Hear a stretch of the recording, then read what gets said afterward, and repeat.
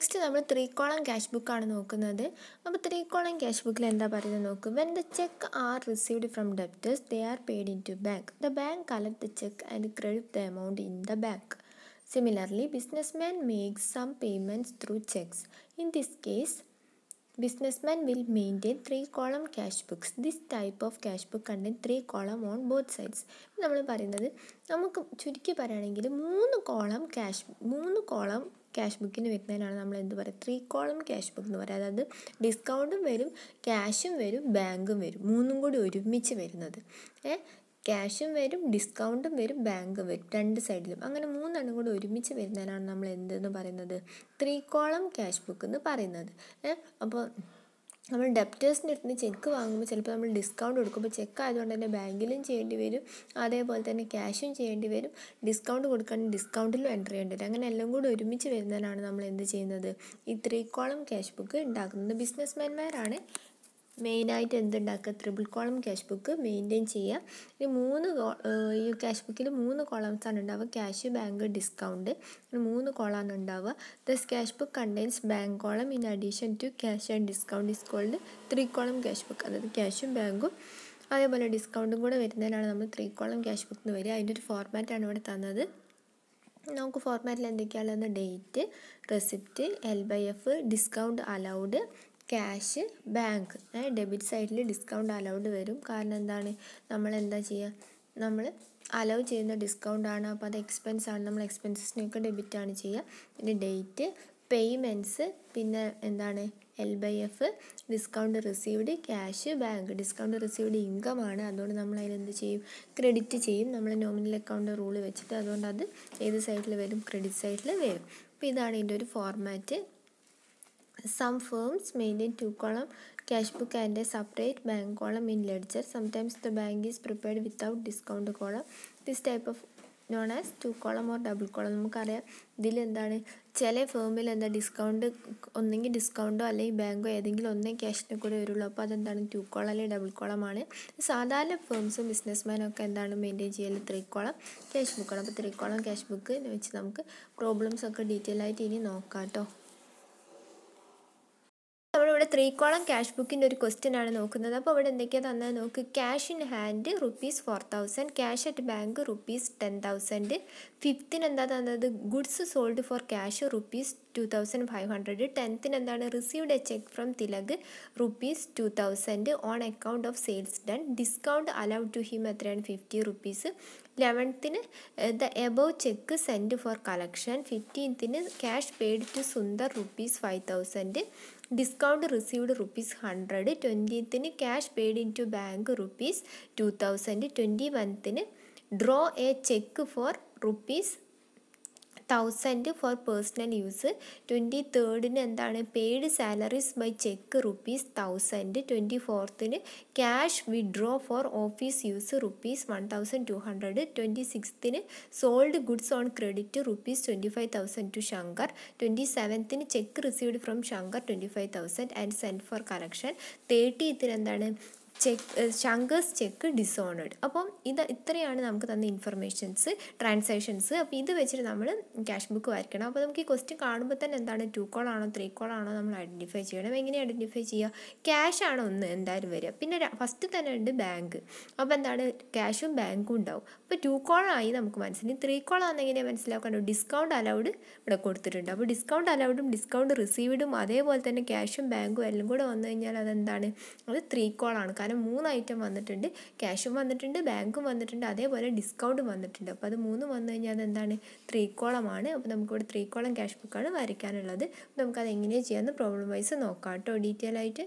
അപ്പോൾ ഇതാണ് ഇതിൻ്റെ answer. First cash in hand 4,000, പിന്നെ ക്യാഷ് അറ്റ് ബാങ്ക് 10,000 ഇല്ലേ. ഫസ്റ്റത്തെ June 1. അപ്പോൾ June 1 ആയതുകൊണ്ട് തന്നെ അതെന്തായിരിക്കും, ഓപ്പണിംഗ് എൻട്രി ആയിരിക്കും. അപ്പോൾ ഓപ്പണിംഗ് എൻട്രി ആകുമ്പോൾ നമ്മൾ എന്തായത് ബൈ ബാലൻസ് B/D എന്ന് പറഞ്ഞിട്ടാണ് നമ്മളതിനെ റെപ്രസെൻറ്റ് ചെയ്യുക. അപ്പോൾ ബൈ ബാലൻസ് B/D എന്ന് പറഞ്ഞിട്ട് നമ്മൾ എഴുതണം. അപ്പോൾ ക്യാഷ് ഇൻ ഹാൻഡ് ആകുമ്പോൾ നമ്മൾ ക്യാഷിൽ ടു ബാലൻസ് B/D എന്ന് പറഞ്ഞാൽ 4,000 എഴുതുക. പിന്നെ ക്യാഷ് അറ്റ് ബാങ്ക് വന്നപ്പോൾ അന്ന് ബാങ്ക് ഓവർ ഡ്രാഫ്റ്റ് വന്നുകൊണ്ടാണ്, ഓവർ ഡ്രാഫ്റ്റ് എന്ന് വെച്ചാൽ പേയ്മെൻ്റ് ആണ്, നമുക്ക് കൊടുക്കാനുള്ള പൈസയാണ്. അതുകൊണ്ടാണ് നമ്മൾ എന്തിൽ കാണിച്ചത്, പേയ്മെൻറ്റിൽ നമ്മളത് കാണിച്ചിരുന്നത്. പക്ഷേ ഇതെന്താ ക്യാഷ് അറ്റ് ബാങ്കാണ്, നമ്മൾ അക്കൗണ്ടിലുള്ള പൈസയാണ്, നമ്മൾ ആർക്കും കൊടുക്കാനുള്ള പൈസയല്ല. അതുകൊണ്ട് നമ്മൾ സാധാരണ കാണിക്കുന്ന പോലെ റെസിപ്റ്റ് സൈഡിൽ തന്നെയാണ് കാണിക്കുക. അപ്പോൾ to balance B by D എന്ന് പറഞ്ഞാൽ ക്യാഷിൽ 4,000 ബാങ്കിൽ 10,000 കാണിക്കുക. പിന്നെ രണ്ടാമത്തത് goods sold for cash. Goods sold for cash ആകുമ്പോൾ എന്താ എൻട്രി വരിക നോക്കുക. എന്താ എൻട്രി വരിക? Cash account after to sales. അപ്പോൾ ടു സെയിൽസ് എന്ന് പറഞ്ഞാൽ 2,500 എഴുതുക. പിന്നെ അടുത്തത് cheque received from Tilak 2,000 on account of sales, discount allowed to him 50. അപ്പോൾ നമുക്ക് എന്ത് കിട്ടി? തിലകിൻ്റെ അടുത്തുനിന്ന് ചെക്ക് കിട്ടി. പിന്നെ ആ കൂടുതൽ ഡിസ്കൗണ്ടും ഉണ്ട്. പക്ഷേ തിലകിൻ്റെ അടുത്ത് ചെക്ക് കിട്ടിയെന്നാണ് പറഞ്ഞത്. എന്തിൻ്റെ? സെയിൽസിൻ്റെ ഭാഗമായിട്ട്. പക്ഷേ ആ ചെക്ക് അന്ന് തന്നെ ബാങ്ക് കൊണ്ട് കൊടുത്തോ? ഇല്ല. പിറ്റേ ദിവസം 11-ാം തീയതിത്തെ എൻട്രി നോക്കുക. പിറ്റേ ദിവസം 11-ാം തീയതിയാണ് അത് കളക്ഷന് കൊടുത്തത്. അപ്പോൾ നമ്മൾ പഠിച്ച ബാങ്ക് എൻട്രീസ് നമ്മൾ ചെക്ക് ചെയ്ത് നോക്കുക കേട്ടോ. അപ്പോൾ നമുക്ക് എൻട്രി ആകുമ്പോൾ എങ്ങനെയാണ് വരിക? 10-ാം തീയതി ആകുമ്പം received a cheque from Tilak ₹2,000 on account of sales done. അപ്പോൾ നമുക്ക് നോക്കാം ഡിസ്കൗണ്ട് അലൗഡ് നമ്മൾ കുറച്ച് നേരത്തെ മാറ്റി വെക്കാം. എന്നിട്ട് ഇത് നോക്കും. നമുക്ക് എന്താ തിലകിൻ്റെ അടുത്ത് ചെക്ക് കിട്ടി ₹2,000.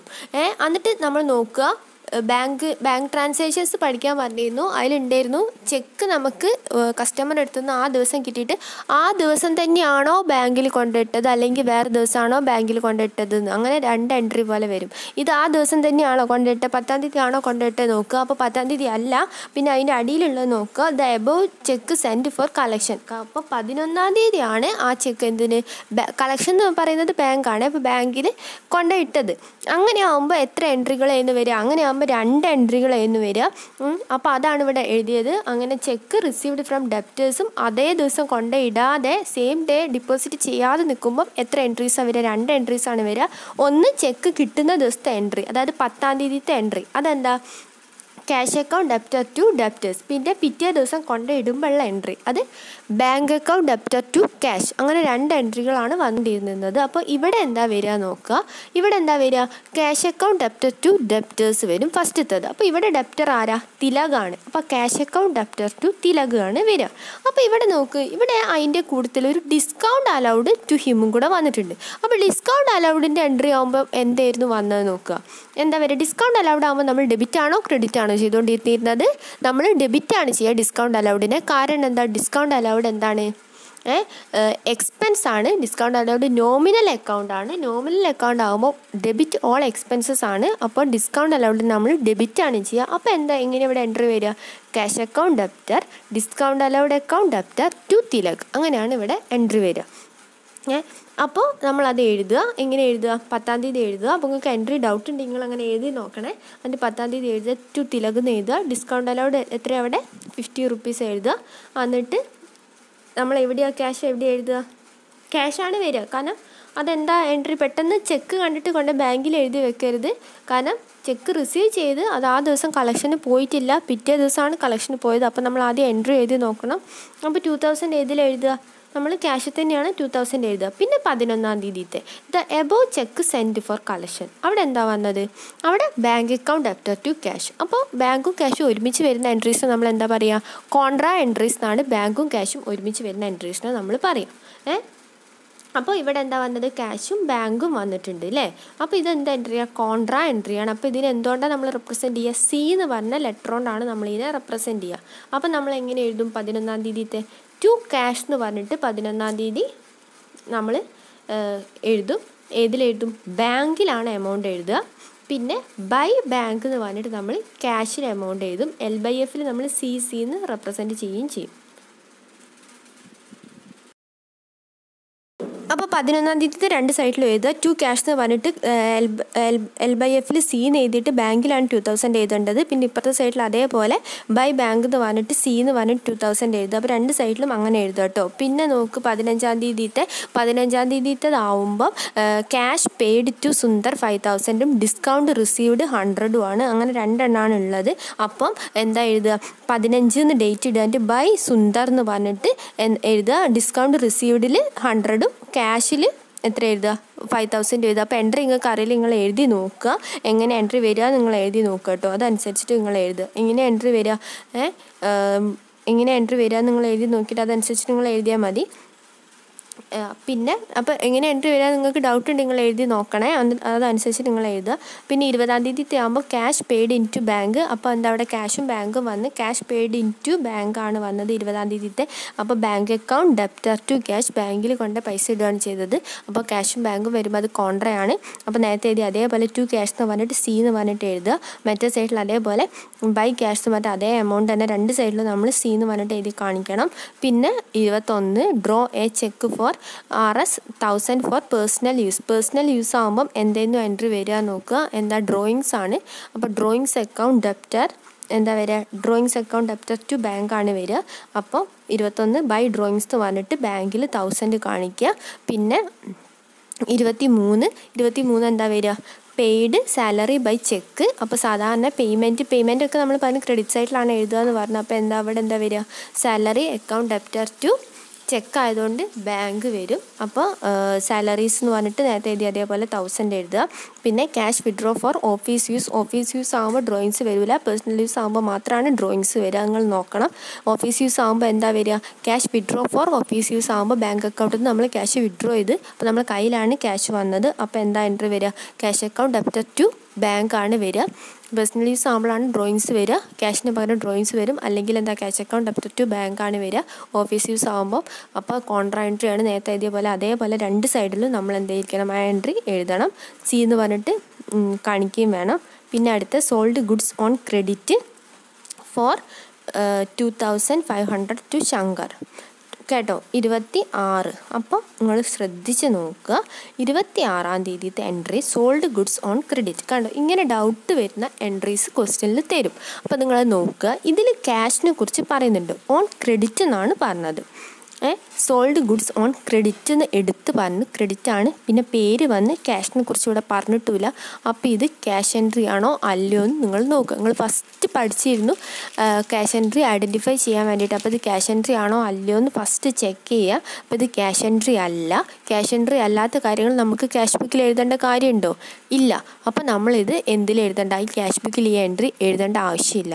അപ്പോൾ നമുക്ക് ഡൗട്ട് ആവാൻ വേണ്ടിയിട്ടാണ് ഇങ്ങനത്തെ എൻട്രീസ് തരുന്നത്. അപ്പോൾ നിങ്ങൾ പ്രത്യേകം നോക്കണം, ക്യാഷ് ബുക്കിൽ എഴുതണോ വേണ്ടോ എന്നുള്ള കാര്യം നോക്കണം. ഇത് ക്രെഡിറ്റ് ട്രാൻസാക്ഷനാണ്. ക്രെഡിറ്റ് എൻട്രീസ് ഇതിൽ വരില്ല, ക്യാഷ് ബുക്കിൽ വരില്ല. ക്യാഷ് ബുക്കിനെ കുറിച്ച് പറഞ്ഞപ്പോൾ നമ്മൾ ഫസ്റ്റ് പറഞ്ഞിരുന്നു ക്യാഷ് ബുക്കിൽ എന്ത് എൻട്രീസ് മാത്രമേ വരൂ, ക്യാഷ് എൻട്രീസ് മാത്രമേ വരുള്ളൂ എന്ന് പറഞ്ഞിരുന്നു. ഇത് ക്രെഡിറ്റ് എൻട്രിയാണ്, അതുകൊണ്ട് തന്നെ ഇത് ക്യാഷ് ബുക്കിൽ വരില്ല. ചെക്ക് അടുത്ത നോക്ക്, ചെക്ക് റിസീവ്ഡ് ഫ്രം ശങ്കർ എത്രയാണ് വന്നത്, 2500 ആൻഡ് സെൻറ്റ് ഫോർ കളക്ഷൻ. അതായത് 27-ാം തീയതി ചെക്ക് കിട്ടി, അതേ ദിവസം തന്നെ കളക്ഷന് പോയി. അപ്പോൾ cheque received from debtor and paid in to bank on same day. അപ്പോൾ എന്തായിരുന്നു എൻട്രി വരില്ല, bank account debtor to customer. അപ്പോൾ ഇവിടെ ആകുമ്പോൾ എന്ത് വരും, bank account debtor to Shankar. അപ്പോൾ നമ്മൾ എന്തായത് ബാങ്ക് നമ്മൾ എഴുതൂല. അപ്പോൾ നമ്മൾ എന്താക്കും, ടു ശങ്കർ എന്ന് പറഞ്ഞിട്ട് ബാങ്കിൽ 2500 എഴുതും. അതാണ് 27-ാം തീയതിത്തെ എൻട്രി കേട്ടോ. പിന്നെ 30-ാം തീയതിത്തെ ശങ്കേഴ്സ് ചെക്ക് ഡിസോണേഡ്. അപ്പോൾ നമ്മൾ നേരത്തെ എഴുതിയ എൻട്രി എന്തായിരുന്നു, bank account debtor to Shankar അല്ല. അതിൻ്റെ നേരെ ഡിസോണേഡ് ആകുമ്പോൾ നമ്മൾ എന്ത് എൻട്രിയാണ് എഴുതിയത്, നേരെ തല തിരിച്ചിട്ടാണ് ഡിസോണേഡിൽ വരിക. അപ്പോൾ എന്താ വരിക, Shankar account debtor to bank. അപ്പോൾ എത്ര എമൗണ്ട് വരിക, 2500 തന്നെയാണ് വരിക. അപ്പോൾ ബൈ ശങ്കർ എന്ന് പറഞ്ഞിട്ട് നമ്മൾ 2500 കാണിക്കും. നേരെ നമ്മൾ ഏത് എൻട്രി നേരെ തിരിച്ചു. കാരണം എന്താ, ആ ശങ്കർ കൊടുത്ത അക്കൗണ്ടിൽ പൈസ അല്ലായിരുന്നു. അപ്പോൾ ബാങ്കുകാർ എന്താക്കി, ആ ചെക്ക് തിരിച്ചാർക്കന്നെ കൊടുത്ത്, ശങ്കറിന് കൊടുത്ത്. അപ്പോൾ അവിടെ റിസീവർ ആരാണ്, ശങ്കറാണ്. ശങ്കറിനെ ഡെബിറ്റ് ചെയ്ത് കൊടുത്ത ആളാരും ബാങ്കാണ്. അപ്പോൾ ബാങ്കിനെ ക്രെഡിറ്റ് ചെയ്തു. അപ്പോൾ ഡിസോണേഡ് ആകുമ്പോൾ ആ എൻട്രിയാണ് വരിക. നമ്മൾ പറഞ്ഞതായിരുന്നു ബാങ്കിങ് ട്രാൻസാക്ഷനിൽ. അപ്പോൾ നമ്മളത് ബൈ ശങ്കർ എന്ന് പറഞ്ഞ് 2500 കാണിക്കുക. അപ്പോൾ നമ്മൾ രണ്ട് സൈഡ് ഇത് ഇത്രയേ ഉള്ളൂ, ഇത്രയും എൻട്രി എഴുതുക. എന്നിട്ട് ഡിസ്കൗണ്ട് അലൗഡ് റിസീവ്ഡ് നമുക്ക് ബാലൻസ് ചെയ്യാൻ പറ്റില്ല. അപ്പോൾ നമ്മളത് വെറുതെ കൂട്ടി എഴുതി വെക്കുക. കാരണം ഒന്ന് ഡിസ്കൗണ്ട് അലൗഡ്, ഒന്ന് ഡിസ്കൗണ്ട് റിസീവ്ഡ് ആണ്. പക്ഷേ ക്യാഷും ബാങ്കും എന്താ, രണ്ട് സൈഡിൽ ക്യാഷും ബാങ്കും തന്നെയാണ്. അപ്പോൾ നമ്മൾ രണ്ട് സൈഡും എന്ത് ചെയ്യുക, ഫുള്ള് ആഡ് ചെയ്യുക. അതിൻ്റെ വലിയത് നമ്മൾ രണ്ട് സൈഡിലും എഴുതുക. എന്നിട്ട് കുറവുള്ള സ്ഥലത്ത് ബൈ ബാലൻസ്, ക്ലോസിംഗ് ബാലൻസ് ആയതുകൊണ്ട് ബാലൻസ് C/D എന്ന് പറഞ്ഞിട്ട് കുറവുള്ള കാണിക്കുക.